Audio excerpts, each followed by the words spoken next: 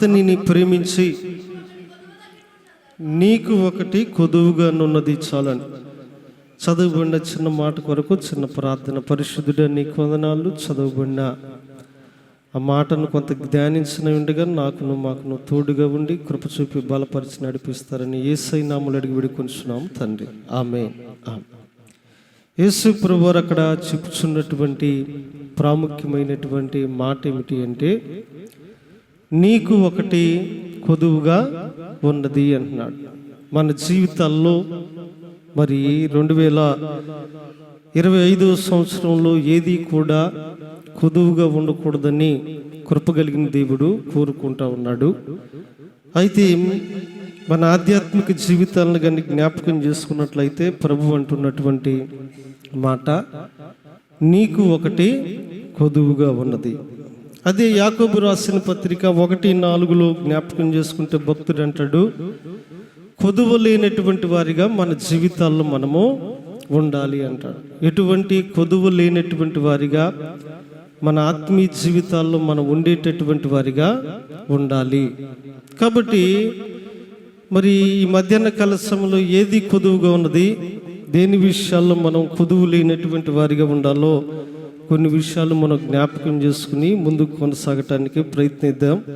మొట్టమొదటిగా ప్రభువు మనకి ఏది కొదువుగా ఉందని చెప్తున్నాడంటే, జ్ఞానం అనేటటువంటిది కొదువుగా ఉన్నది. చూడండి, యాకోబు రాసిన పత్రిక 1వ అధ్యాయము, యాకోబు రాసినటువంటి పత్రిక 1వ అధ్యాయము 5వ వచనాన్ని జ్ఞాపకం చేసుకుంటే చాలండి. ఇప్పుడు ఏది కొదువుగా ఉన్నదంటే, జ్ఞానం అనేటటువంటిది మనకు ఎలాగ ఉన్నదంట, కొదువుగా ఉన్నది. ఆయన అంటున్న మాట, మీలో ఎవరికైనా జ్ఞానము కొదువుగా ఉంటే వాడు దేవుని అడగవలెను అంటున్నాడు. మనలో ఎవరికైనా కానీ జ్ఞానము కొదువుగా ఉన్నట్లయితేనట మనం చేయవలసినటువంటిది ఏంటంటే ప్రభువుని అడగాలి. మొదటిగా ఏది మన జీవితాల్లో కొదువుగా ఉంటుందంటే, జ్ఞానం అనేటటువంటిది మన జీవితాల్లో కొదువుగా ఉంటా ఉన్నది. ఎందుకనగా జ్ఞానము చాలా ప్రాముఖ్యమైనది మన జీవితాల్లో. మన కుటుంబాన్ని కట్టుకోవాలన్నా, మన గృహాన్ని కట్టుకోవాలన్నా, ముందుకు కొనసాగించాలన్నా జ్ఞానం అనేటటువంటిది చాలా విలువైనటువంటిది. అటువంటి విలువైనటువంటి జ్ఞానము ఒకవేళ 2024లో మనకు కొదువుగా ఉన్నదేమో. అయితే ప్రభు అంటున్నటువంటి మాట ఏమిటంటే, ఈ 2025లో మనము జ్ఞానము కలిగినటువంటి వారిగా ఉండాలి. జ్ఞానం విషయంలో కొదువు లేనటువంటి వారిగా మన జీవితాల్లో ఉండాలి. ఎందుకనంటే జ్ఞానము చేత సమస్తము కూడా కట్టబడతా ఉంటుంది. ఈ దినాలు చూస్తే, పరిస్థితులను చూస్తే జ్ఞానము లేనటువంటి పనులు అనేకమైనవి మనకు కనపడతా ఉన్నాయి. ఈ 2 రోజుల్లో కూడాను మనం జ్ఞాపకం చేసుకున్నట్లయితే న్యూస్లో ఒక వార్త వైరల్ అవుతూ ఉంది. ఒక మొత్తానికి గురునాథ్ అనేటటువంటి వ్యక్తి, 2 బిడ్డలు ఉన్నారు. తన భార్య మీద అనుమానంతో ఆవిడ్ని ఎంత కిరాతకంగా చంపాడో చూస్తూ ఉన్నాం.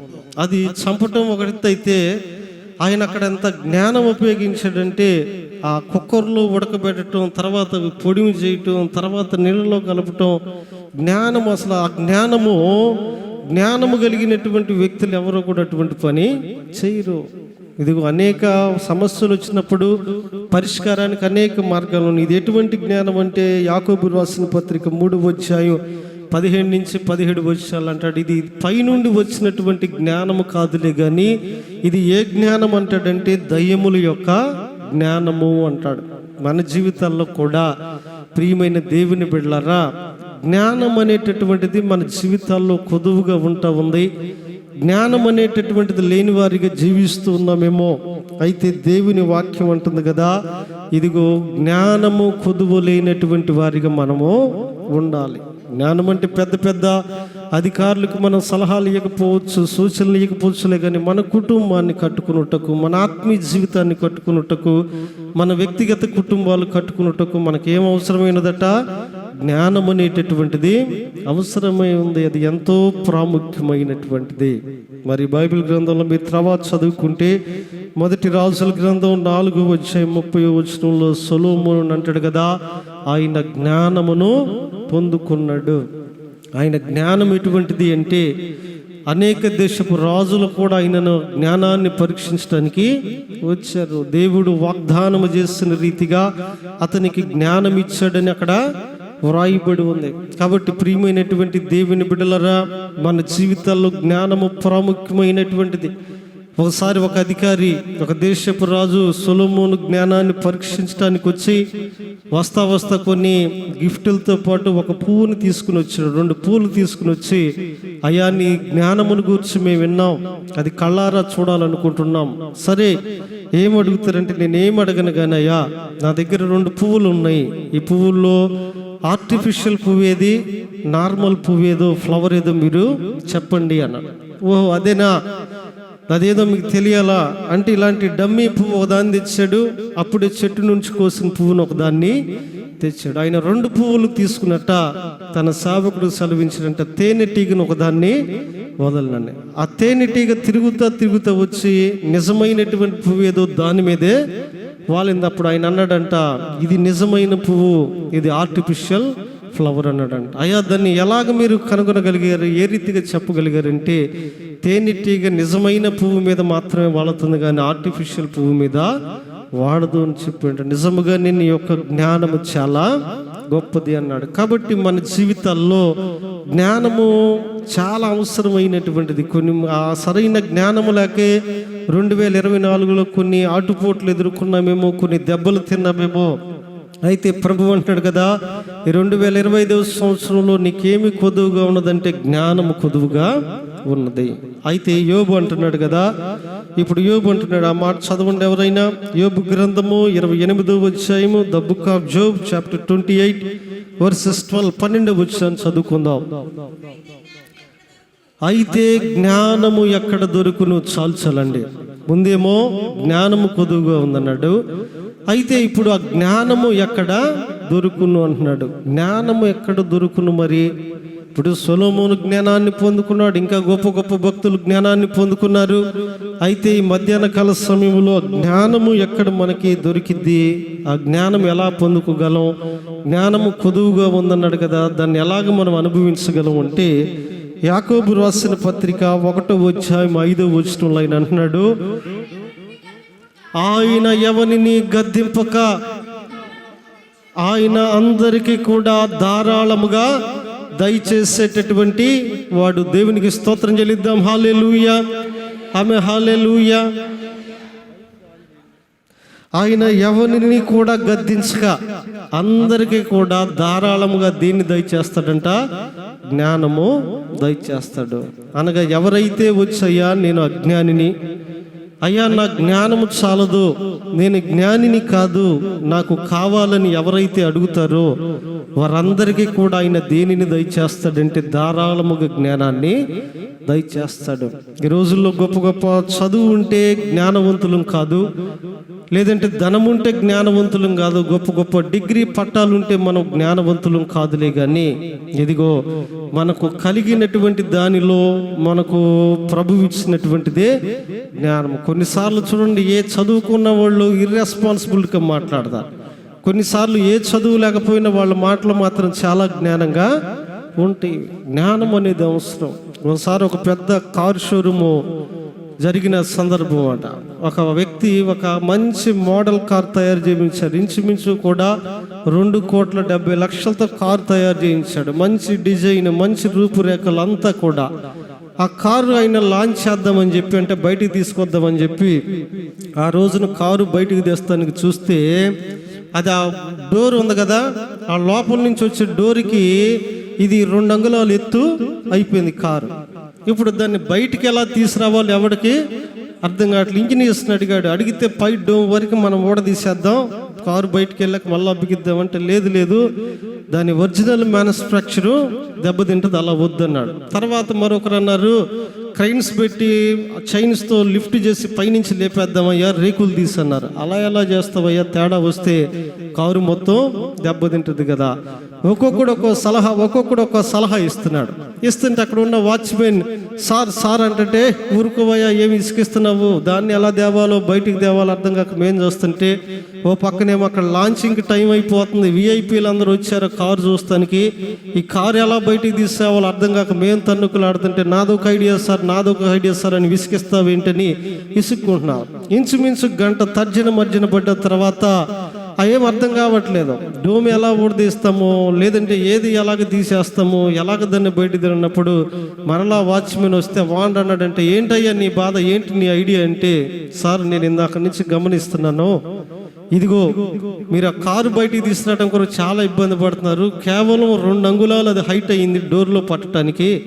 దానికి డోమ్ ఊడదీయాలి, లేకపోతే చైన్ లేస్ లాగాలి, లేకపోతే గోడ పగలగొట్టి బయటికి తెచ్చేద్దాం, ఈ ఆలోచన కరెక్ట్ కాదండి అన్నాడు.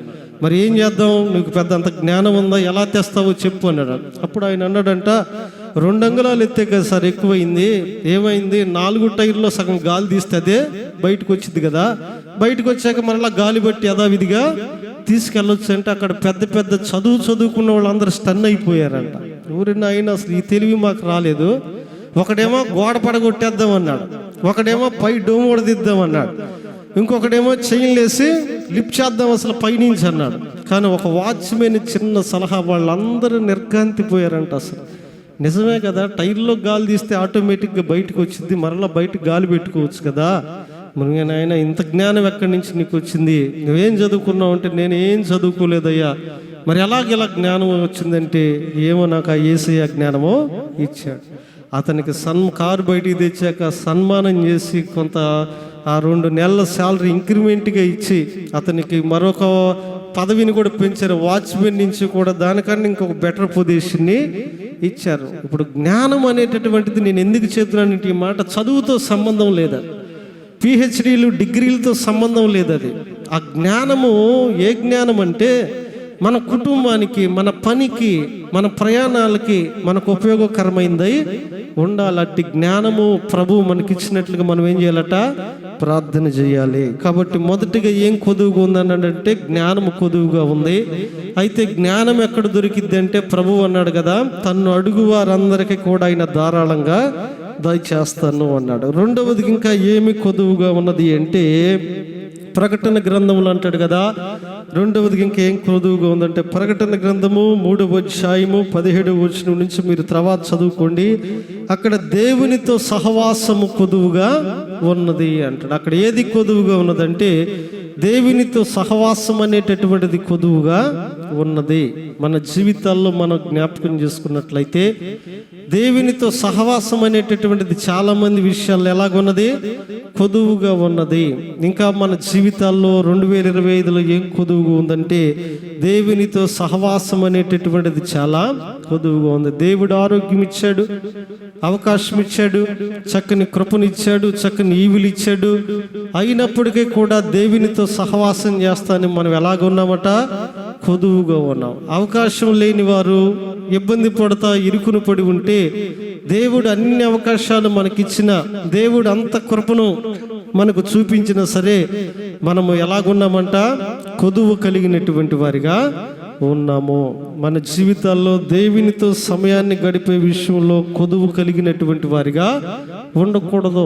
ఎందుకనంటే, ఎప్పుడు మనకు అవకాశం దొరికినా సరే దేవునితో సమయాన్ని గడిపేవారిగా ఉండాలి. ఈ రోజుల్లో చూడండి, మనం జ్ఞాపకం చేసుకుంటే ఈ మాట అంటే మీరు బాధపడతారేమో కానీ, మీకు సమయం దొరికితే టీవీ చూస్తానికి సమయం కొదువు లేదు.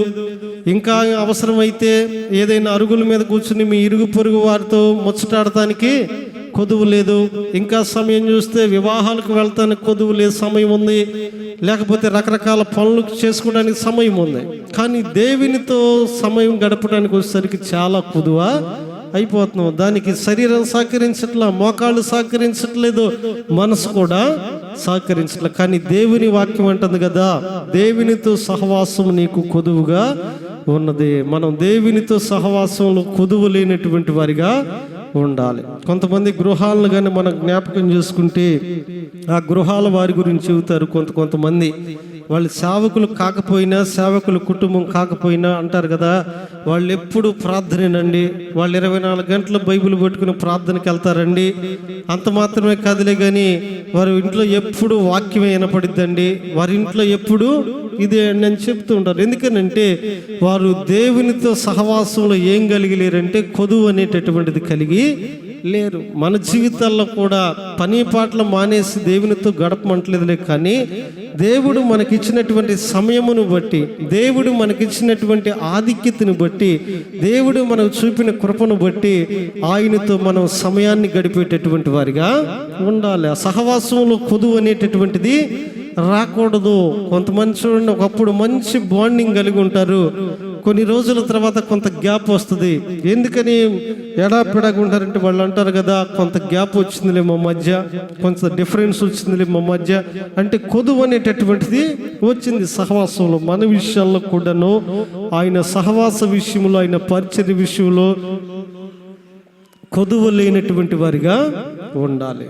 ఎప్పుడు నువ్వు కూడా కొదువు లేకుండా నిండు సమృద్ధితో అయిన సహవాసాన్ని కలిగినటువంటి వారిగా ఉండాలి. ఒకటి, జ్ఞానం విషయంలో కొదువు లేని వారిగా ఉండాలి. రెండవది, ఆయనతో సహవాస విషయంలో కూడా కొదువు లేనటువంటి వారిగా ఉండాలి. ఆయనతో సహవాసం చేసే పరిస్థితి వచ్చినప్పుడు నిజంగా తప్పకుండా కూడా ఆ సహవాసానికి మనం లోబడేటటువంటి వారిగా, ఆయనకి సన్నిహితులుగా మనం ఉండేటటువంటి వారిగా ఉండాలి. ఇంకా మూడవదిగా దేని విషయంలో మనం కొదువు కలిగి ఉన్నామంటే, మూడవదిగా నూనె విషయంలో కూడా కొదువు కలిగి ఉన్నాము. ప్రభు అంటున్నాడు, నీకు ఒకటి కొదువుగా ఉన్నదని. ఏమిటయ్యా అంటే, జ్ఞానం కొదువుగా ఉందన్నాడు, రెండవదిగా నాతో సహవాసం కొదువుగా ఉందన్నాడు, మూడవదిగా నూనె కూడా కొదువుగా ఉందన్నాడు. చూడండి, మత్తయి సువార్త the book of Matthew chapter 25 25వ అధ్యాయము వర్సెస్ 8 8వ వచనం చదువుకుందాం. చూడండి.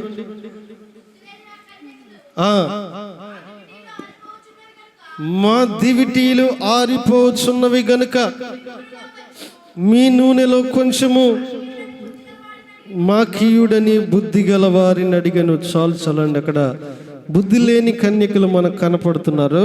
వారు చెప్తున్న మాట ఏమిటంటే, అయ్యా మా దివిటీలు ఆరిపోతున్నాయి కాబట్టి మీ నూనెలో కొంచెం మాకు ఇవ్వండి అని అడుగుతా ఉన్నా. మూడవదిగా ఏది కొదువుగా ఉన్నదంటే, నూనె వారి జీవితాల్లో ఎలాగున్నదంట, కొదువుగా ఉన్నది. నూనె లేకపోతే దీపాలు ఏమైపోతాయి అంటే ఆరిపోతాయి. అక్కడ అదే సాదృశ్యం. అయితే ఇది ఏ నూనె అనగా పరిశుద్ధాత్మ అనేటటువంటి నూనె. మన జీవితాల్లోనూ కూడాను పరిశుద్ధాత్మ అనేటటువంటి నూనె కొదువుగా ఉన్నదేమో మనం ఒకసారి జ్ఞాపకం చేసుకోవాలి. ఎందుకంటే దేవుని వాక్యం అంటుంది కదా, ఆత్మ లేనటువంటి వాడు నా వాడు కాదు. కాబట్టి పరిశుద్ధాత్మ అనేటటువంటి నూనె కలిగిన వారిగా మన జీవితాల్లో ఉండాలి. పరిశుద్ధాత్మ నూనె కలిగి ముందుకు కొనసాగు వారిగా ఉండాలి. 2024 సంవత్సరంలో ఒకవేళ నూనె మన జీవితాల్లో కొదువుగా ఉన్నదేమో కానీ 2025 సంవత్సరంలో నూనె ఎలాగ ఉండాలంట, సమృద్ధిగా ఉండాలి అంటున్నాడు. కాబట్టి ప్రభునందు ప్రియులరా, మూడవదిగా ఆయన ఏది కొదువుగా ఉన్నదని చెప్తున్నాడంటే, పరిశుద్ధాత్మ అనేటటువంటి నూనె మనలో కొదువుగా ఉన్నది.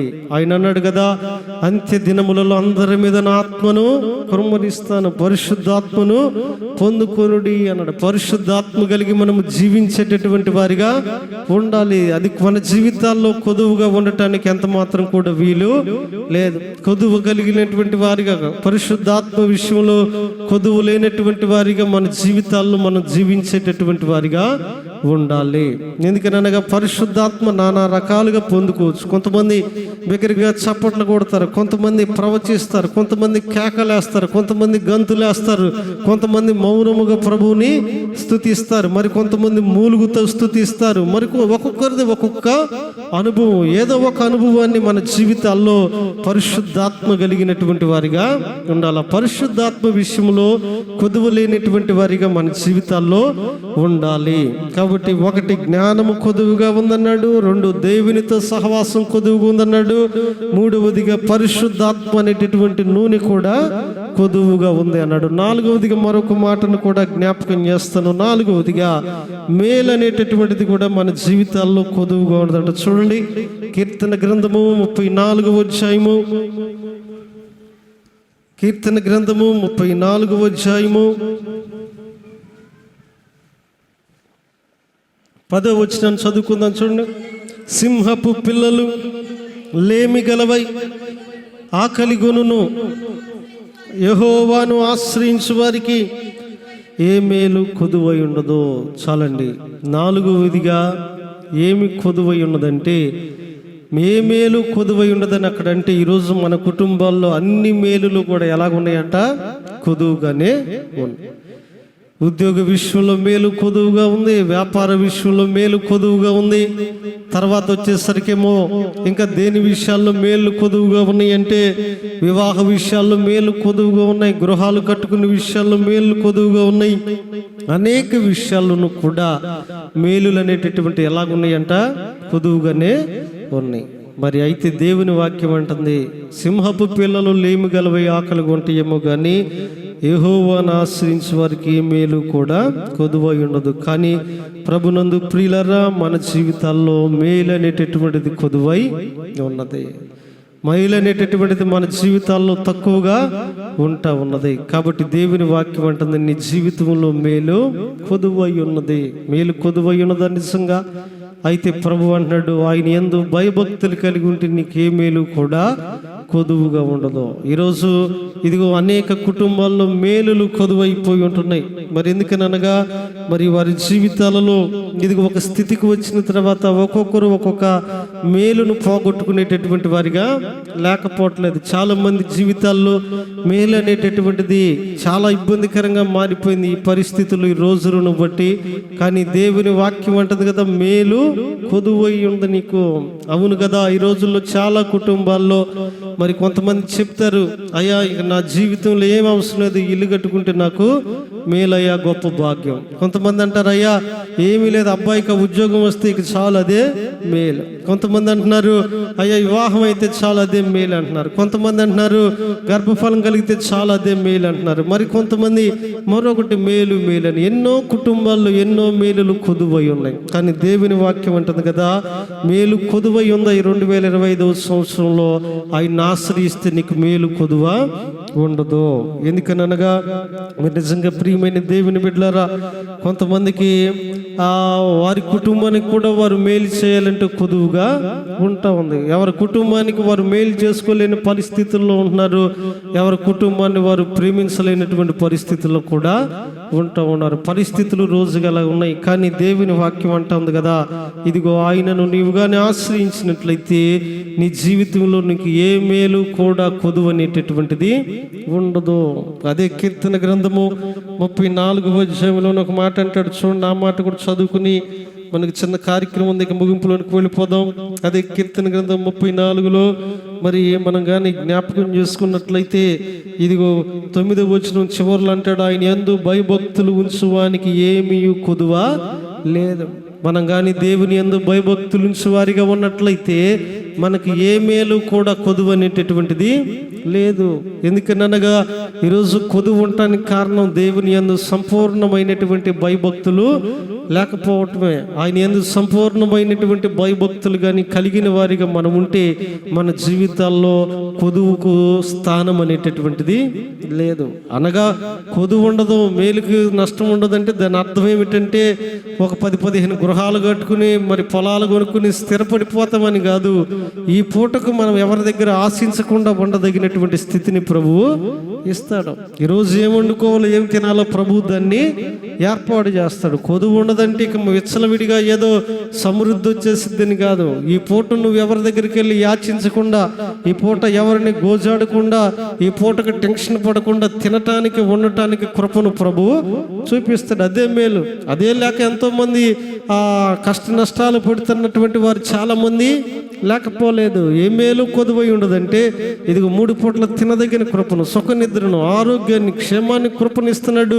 అదే నీ జీవితంలో గొప్ప మేలు అంటున్నాడు. కాబట్టి ఆయనను ఆశ్రయించినప్పుడట మన జీవితాల్లో మేలు అనేటటువంటిది కొదువుగా ఉండు. ఈరోజు మేలు చేసిన, మేలు పొందుకున్నా సరే మేలు విషయంలో కొదువు కలిగినటువంటి వారు చాలామంది లేకపోలేదు. మేలు చేయటానికి వెనకబడుతున్నటువంటి వారు, మేలు చేస్తానికి ఆలోచిస్తున్న వారు చాలామంది లేకపోవట్లేదు. చాలామందికి కుటుంబం పట్ల ప్రేమ లేదు, చాలామందికి కుటుంబాల పట్ల బాధ్యత ఉండట్లేదు, తల్లిదండ్రుల పట్ల ప్రేమ లేదు, ఇదిగో ఆప్తుల పట్ల ప్రేమ ఉండట్లేదు. తల్లిదండ్రులు చేసిన త్యాగానికి మేలుగా నేను ఇది చేయాలన్నటువంటి త్యాగపూరితమైన మనసు లేదు.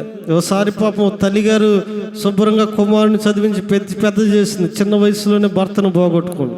అయితే భార్యాభర్తలు ఇద్దరు ఉద్యోగమే. వాళ్ళకు ఒక బాబు పుట్టిన తర్వాత వాళ్ళు అన్నారంటమ్మా, ఇదిగో నిన్ను ఇంట్లో అయితే కష్టంగా ఉంది, మేమిద్దరం ఉద్యోగాలకు వెళ్తున్నాం, నీ ఆరోగ్య రీత్యా నీకు బిళ్ళలు అవి ఇవ్వాలంటే ఇబ్బందిగా ఉంది, మరి ఏం చేద్దాం బాబు అంటే ఆడన్నాడంట, నాకు చక్కగా వృద్ధాశ్రమం ఉంది, ప్రతి నెల డబ్బులు పంపిస్తాను, అక్కడ ఉండు, ప్రతి 2 వారాలకు ఒకసారి నేను చూస్తానని చెప్పి అక్కడ చేర్చాడంట. సర్లే పాపం తల్లి వాళ్ళకి ఎందుకు ఇబ్బందిగా ఉండాలని అక్కడ జాయిన్ అయిపోయిన తర్వాత ఇలాగ 4-5 సంవత్సరాలు గడిచిపోయినాయి. ఆయన అప్పుడప్పుడు వెళ్తున్నాడు, డబ్బులు పంపిస్తుంటే అంత బాగానే ఉంది.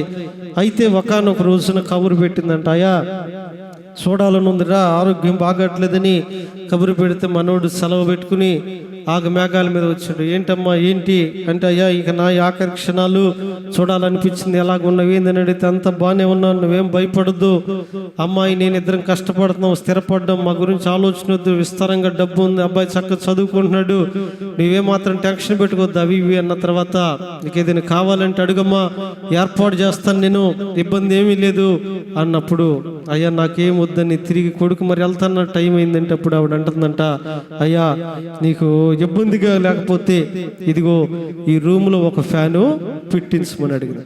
అదేంటి ఆయన ఆశ్చర్యపోయాడు, ఫ్యాన్ పెట్టి ఇటువంటి ఏమైంది ఏంటంటే, అయ్యా ఈ 4 సంవత్సరాలుగా నేను ఇక్కడే ఉంటున్నా కదా, అయితే ఈ గదిలో ఫ్యాన్ లేకపోవటం బట్టి నాతో పాటు ఇక్కడ ఉన్న పెద్దవారందరూ ఇబ్బంది పడుతున్నారు, కొత్త ఫ్యాను పెట్టించయ్యా కుదిరితే. అమ్మ అదెంత పని, ఎంత ఖర్చు అయింది, ఇప్పుడే పెట్టి ఈరోజే అరేంజ్ చేపిస్తాను అది ఇదని అప్పుడు అంటున్నాడంట. అదేంటి ఇన్ని రోజుల నుంచి నేను వస్తున్నాను, ఇన్నిసార్లు ఫోన్లో మాట్లాడావు, ఈ విషయం నాకు ఎప్పుడు చెప్పలేదేంటి, మరి ఫ్యాన్ కావాలని ఎన్నడూ అడగలేదు, అడిగితే అసలు ఏసీఏ ఏర్పాటు చేసేవాడిని కదా అన్నాడు. అప్పుడు ఆ తల్లి అంటుందంట, అయ్యా నాకు ఎండకు ఉండటం, చలికి వనకటం, వర్షాన్ని తడటం ఇవన్నీ అలవాటు అయిపోయినాయి, ఏ వాతావరణానికైనా నేను తట్టుకోగలను, మరి రేపటి రోజున నీ కొడుకు కూడా నీకులాగా ఆలోచించి నిన్ను ఇక్కడ కానీ జాయిన్ చేస్తే నీవు తట్టుకోలేవు, ఎందుకంటే మేము నిన్ను అలాగా పెంచలేదు, మేము నిన్ను వేరుగా పెంచాం, నువ్వు తట్టుకోవాలి, నీ పరిస్థితులకు నిలబడాలి అంటే ఫ్యాన్ ఖచ్చితంగా ఉండాలన్నప్పుడు అప్పుడు మనోడికి అర్థమైందంటే నిజమే కదా, నా తల్లిదండ్రులు సరైనటువంటి ఒంటి మీద వస్త్రాలు కూడా లేకుండా నన్ను చదివించి పెంచి పెద్దలు చేస్తే ఒక స్థాయిలో నిలబడితే ఈరోజు నేను వారికి మేలుకరంగా ఉంటున్నానా నష్టకరంగా ఉంటున్నానా? నాకు ఈరోజు జ్ఞాపకం చేసుకోండి, మీ తల్లిదండ్రులకు మీరు మేలుకరంగా ఉన్నారా? ఇదిగో నిన్ను నమ్మి వచ్చిన నీ భార్యకి మేలుకరంగా ఉన్నావా? ఇదిగో నిన్ను ఆశించి వివాహం ఆడిన నీ భర్తకు మేలుకరంగా ఉన్నావా? లేకపోతే నీ కడుపును పుట్టిన బిడ్డలకు మీరు మేలుకరంగా ఉన్నారా? ఏ రీతిగా ఉన్నారు, ఎలాగ ఉన్నారు? కానీ దేవుడు అంటాడు కదా, మేలు కొదువుగా ఉన్న ఈ రోజుల్లో. ఏ మేలు కొదువు అంటే ఒక్కొక్క ఆవిడ చెప్పింది, అమ్మా నీకేమి అంతా బాగున్నావు కదా, దేవుడు అన్ని ఇచ్చాడు కదంటే ఆవిడ అంటది కదా, అయ్యా ఎన్నుంటే నేను నా భర్త ప్రేమ నేను పొందలేకపోతున్నాను, నీకేమయ్యా చక్కగా హ్యాపీగా స్థిరపడిన కుటుంబం కదంటే వాడు అంటాడు కదా, అయ్యా నా బిడ్డలు బట్టి నేను తలెత్తుకోలేక ఏదో ఒక మేలు ఏదో ఒక రీతిగా కుటుంబాల్లో కొదువై ఉంటుంది. కానీ దేవుని వాక్యం అంటుంది 2024లో నీకు మేలు కొదువై ఉందేమో, ఈ 2025లో ఆయన ఎందుకు భయభక్తులు ఉంచితే మేలులతో మళ్ళీ ఆయన ఏం చేస్తాడంట, తృప్తి పరుస్తాను అంటున్నాడు. దేవుని స్తోత్రం కలుగును గాక. హల్లెలూయా, ఆమేన్, హల్లెలూయా. అందుకనే ప్రభువారు అంటున్నాడు, నీకు ఒకటి కొదువుగా ఉన్నది. ఏంటి ప్రభువా కొదువుగా అంటే, మేలు కొదువుగా ఉన్నది. నీ జీవితంలో మేలు పొందుకోవట్లేదు, మందిరానికి వస్తున్నావు వెళ్తున్నావు, కానీ ఏ మేలును కూడా నువ్వు అనుభవించట్లేదు. మరి నిజంగా ఆయన యందు భయభక్తులు కలిగిన వారిగా ఉంటే మనం మన జీవితాల్లో మేలును పొందుకోగలం. అయితే ఏది కొదువుగా ఉందంటే 4 విషయాలు జ్ఞాపకం చేసుకుందాం. 1 జ్ఞానము కొదువుగా ఉంది, 2 దేవునితో సహవాసం కొదువుగా ఉంది, 3వదిగా పరిశుద్ధాత్మ కొదువుగా ఉంది, 4వదిగా మేలు మనకు కొదువుగా ఉన్నది. కాబట్టి ఈ 2025లో ప్రభు అన్నాడు, కొదువ లేనటువంటి వారిగా మన జీవితాల్లో మనము ఉండాలి. కొదువ లేనటువంటి వారిగా మన జీవితాల్లో మనం ఉండాలంటే ఇదిగో మొదటిగా జ్ఞానము కొరకైతే ఆయన అడగాలి. ఇదిగో దేవుని సహవాసం కొదువుగా ఉంటే పరిచర్యలో పాల్గొనాలి. లేదంటే నూనె తక్కువగా ఉన్నట్లయితే ఇదిగో ఆధ్యాత్మికతతో ప్రార్థన ద్వారా నూనెను మనం సంపాదించుకోవాలి. మేలు కొదువుగా ఉన్నట్లయితే ఆయన యందు భయభక్తులు ఉంచాలి. నిశ్చయముగా 2025లో ప్రభువు సమృద్ధి అయినటువంటి జ్ఞానము మనకు దయచేయునుగాక. నిశ్చయముగా 2025లో దేవుని సహవాసములో కొదువు లేకుండా చేయునుగాక. ఈ 2025వ సంవత్సరములో పరిశుద్ధాత్మని నూనె సమృద్ధిగా మనకు అనుగ్రహించునుగాక. ఈ 2025వ సంవత్సరంలో మేలులన్నీ కూడా ప్రభువు మన పట్ల, మన కుటుంబాల పట్ల జరిగించునుగాక. విన్నటువంటి వర్తమానమును ప్రభువు దీవించి ఆశీర్వదించునుగాక. అందరూ కూడా తల్ల వంచుదాం. ప్రార్థన ద్వారా మన కార్యక్రమాన్ని ముందుకు కొనసాగించుకుందాం. కృప కలిగిన దేవుడు ఇంతవరకు కూడా ప్రేమించి బలపరిచి తన సహాయం మనకు అనుగ్రహించి నడిపించాడు. ఈ ప్రత్యేకమైనటువంటి సమయంలో ఇదిగో జీవము కలిగినటువంటి దేవుడు మనల్ని జ్ఞాపకం చేసుకుని ఇదిగో నీకు కొదువయ్యున్నదేంటో తెలియపరిచి బయలుపరిచాడు. అయితే కొదువులు తొలగించినట్లుగా ఈ మధ్యాహ్న కాల సమయంలో విన్న మాటల ప్రకారము ఏదైనా కానీ నీ జీవితంలో కొదువై ఉన్నట్లయితే